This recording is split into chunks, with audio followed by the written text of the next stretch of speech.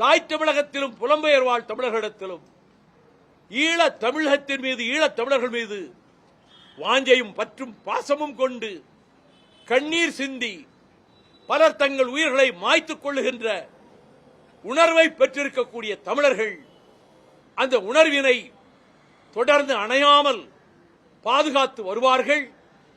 காலம் மாறும், தமிழ் ஈழம் மலரும், தலைவர் பிரபாகரனுடைய லட்சியங்கள் வெற்றி பெறும். உலக வரைபடத்தில் சுதந்திர தமிழீழம் என்ற ஒரு தேசம் அந்த வரைபடத்திலே இடம்பெறும்.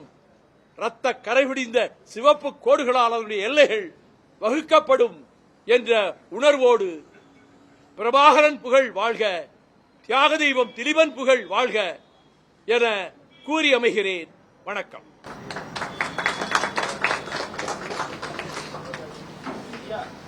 தாயை போல பாசம் கொண்ட தலைவர் இல்லாம இன்னைக்கு ஈழத்தமிழர்கள் இயக்கத்தில் இருக்காங்க.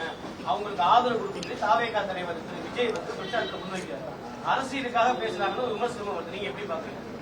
ஈழத்தமிழர்களுக்காக யார் குரல் கொடுத்தாலும் அதை மனதார மெச்சி வரவேற்கிறேன்.